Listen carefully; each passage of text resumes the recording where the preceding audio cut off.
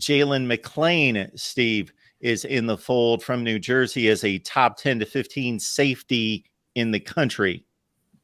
Yeah, Ohio State, obviously the safety position is integral part of the defense with three of them on the field in this new scheme for Jim Knowles. And Perry Eliano is doing his best to fill up that meeting room with safety prospects, and landed one, Jaylen McClain from Orange, New Jersey, ranked number 243 overall in the country.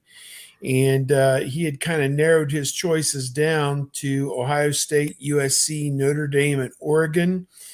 He had an official visit, I think, this past weekend, 6 foot, 190 pounds.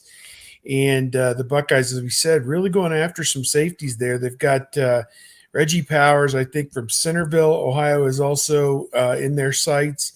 They're going to have one apparently in for a visit this weekend from Georgia, KJ Bolden, one of the top prospects in the country overall.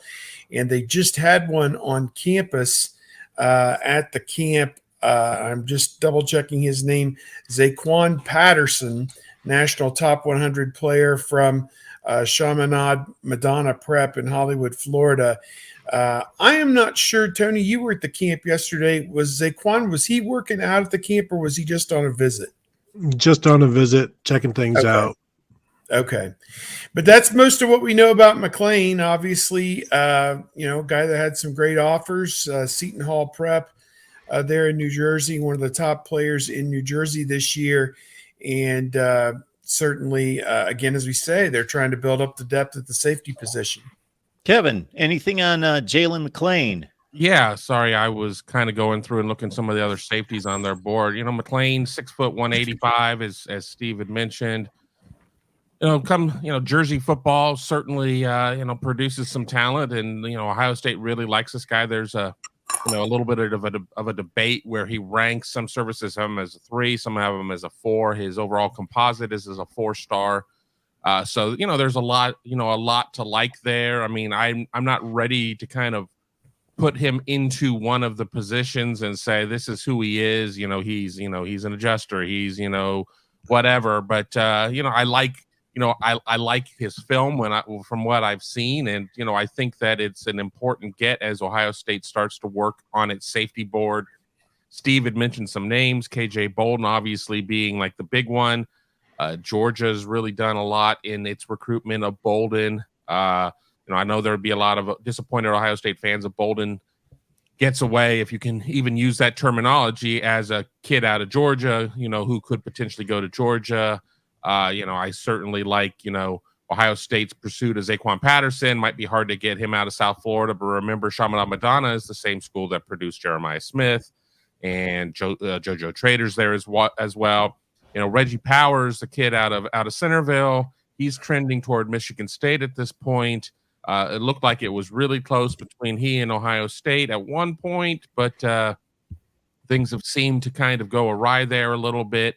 And then one other name to keep an eye on is a current Georgia commit, Peyton Woodyard, who's supposed to visit Ohio State as well. If Ohio State is able to get him out for the official, USC has also secured an official already, and that's already gone down with Woodyard.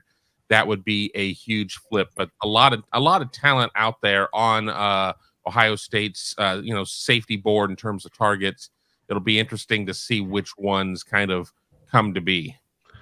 Well, and it'll be interesting to see which ones Georgia doesn't sign, because right now they've got 3 of the top 6 committed, and that's not including KJ Bolden, who could end up there. So you would hope that Ohio State would get one of those guys, be it Bolden or Woodyard.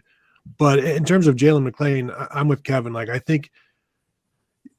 don't know where he's going to play yet, because he's played every position in the secondary in high school and plays them all pretty well.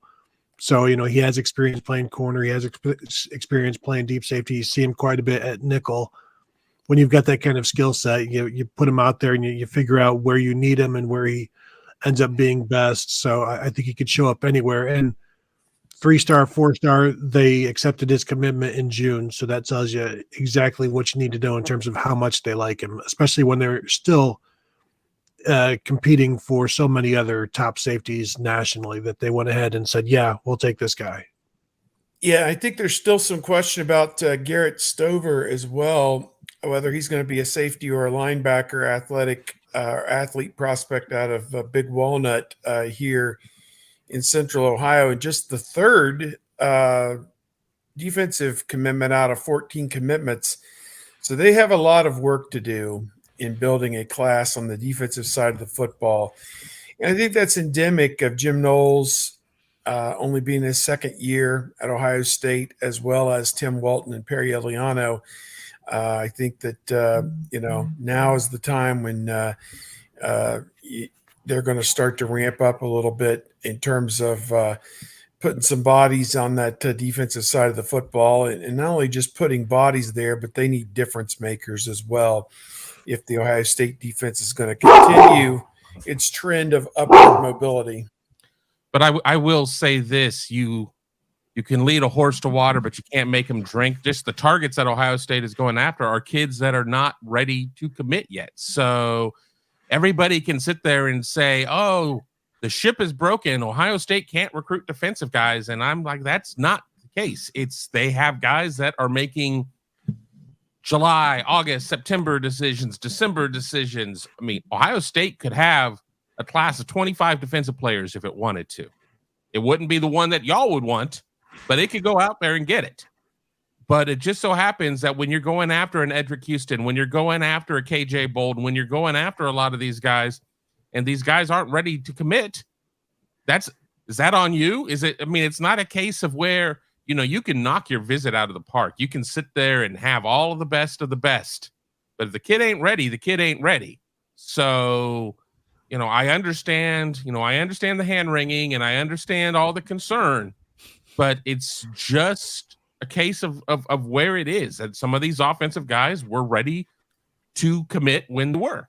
And if you're a wide receiver, you want to get your spot at Ohio State while you can. The way that this offensive line class is, it's primarily from the state of Ohio. So you're going to get those guys in there.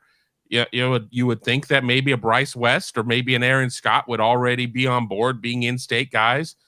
That could be coming here pretty soon. Where does a Terion Nichols stand? I mean, I think that that's somebody, if he was greenlit, that could happen pretty quickly. But, there's a natural ebb and flow here, and we're just dealing with the ebb and flow. And that, right now, it just seems that defensive recruiting is a little bit of a riptide, but it's going to happen. I can assure you. I'm tired of Ohio State lagging behind when you've got programs like Alabama out there with 4 defensive commitments at this point. What's the problem here with Ohio State?